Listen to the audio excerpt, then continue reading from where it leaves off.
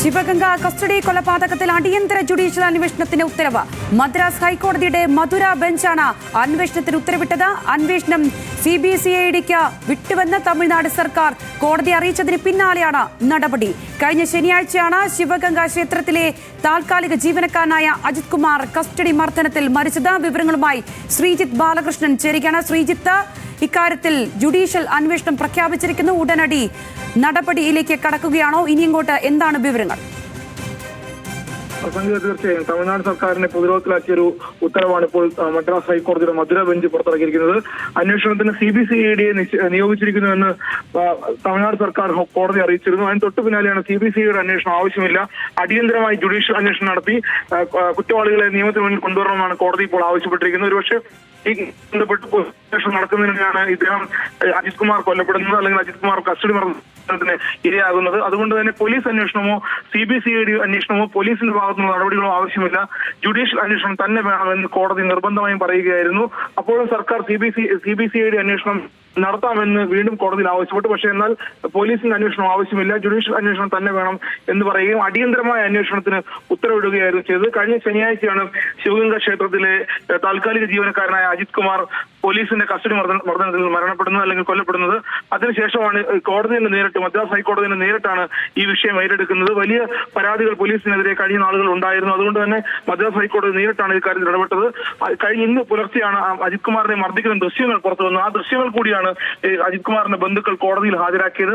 അതിനുശേഷമാണ് ഇതിന്റെ കൂടുതൽ ഗൗരവം കോടതിക്കും കൂടി മനസ്സിലാകുന്നത്. കേസിൽ 5 പോലീസുകാരെ അറസ്റ്റ് ചെയ്തിരുന്നു. ഇന്ന് രാവിലെ അജിത് കുമാറിന്റെ മരണകാരണം ആന്തരിക രക്തസ്രാവമാണെന്ന് പോസ്റ്റ്മോർട്ടം റിപ്പോർട്ടും പുറത്തു വന്നിരുന്നു. പോസ്റ്റ്മോർട്ടം റിപ്പോർട്ടിൽ ഏതാണ്ട് 30ഓളം മുറിവുകളും ചതവുകളും അജിത് കുമാറിന്റെ ശരീരത്തിൽ ഉണ്ടായിരുന്നതായി പോസ്റ്റ്മോർട്ടം റിപ്പോർട്ടിൽ ഉണ്ടായിരുന്നു. അതിനെ തുടർന്നാണ് കേസിൽ 5 പോലീസുകാരെ പ്രതിയാക്കിക്കൊണ്ട് വധശ്രമം അടക്കമുള്ള വകുപ്പുകൾ ചേർത്തുകൊണ്ട് പോലീസുകാരെ അറസ്റ്റ് ചെയ്യുന്നത്.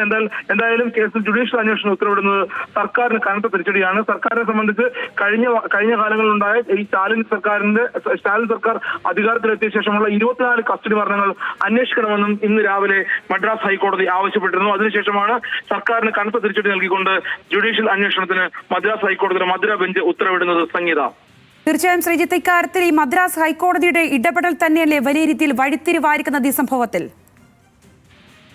തീർച്ചയായും മദ്രാസ് ഹൈക്കോടതി ഇടപെടൽ വളരെ നിർണായകമാണ്. കാരണം സർക്കാർ ഇക്കാര്യത്തിൽ പോലീസ് അന്വേഷണം മതിയാകും എന്ന നിലപാടാണ് കോടതി അറിയിച്ചിരുന്നത്. അതുകൊണ്ട് തന്നെ CBCID അന്വേഷണം മതി എന്ന്, അല്ലെങ്കിൽ CBCID അന്വേഷണത്തിന് ഉത്തരവിട്ടിട്ടുണ്ട് എന്ന് സർക്കാർ പറയുകയും ചെയ്തു. ഇന്ന് അതിനുശേഷം വലിയ വിവാദം ഉണ്ടായതിനു ശേഷം MK സ്റ്റാലിൻ മാധ്യമങ്ങളോട് പറഞ്ഞത് അടിയന്തര നടപടികൾക്ക് നിർദ്ദേശം നൽകിയിട്ടുണ്ട് എന്നൊരു കാര്യം മാത്രമാണ് പറഞ്ഞത്. പക്ഷേ കുറ്റവാളികൾക്കെതിരെ നടപടി ഉണ്ടാകുമെന്ന് പറഞ്ഞില്ല.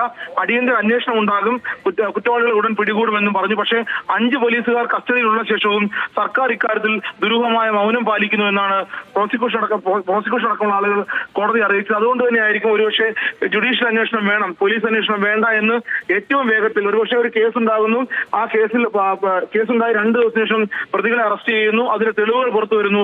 തെളിവുകൾ പുറത്തു വന്ന് 2 ദിവസത്തിന് ശേഷം തന്നെ ഇതിൽ ജുഡീഷ്യൽ അന്വേഷണം വേണമെന്ന് കോടതി നിലപാടെടുക്കുന്നത് വളരെ അപൂർവമാണ്. അത്യപൂർവമായിട്ടാണ് അങ്ങനെ കോടതി നിലപാടെടുക്കുക. സാധാരണഗതിയിൽ അന്വേഷണം പൂർത്തിയായി ആ അന്വേഷണത്തിൽ എന്തെങ്കിലും പോരായ്മകൾ ഉണ്ടെങ്കിൽ മാത്രമാണ് ജുഡീഷ്യൽ അന്വേഷണത്തിലേക്ക് സാധാരണഗതിയിൽ പോകാറുള്ളത്.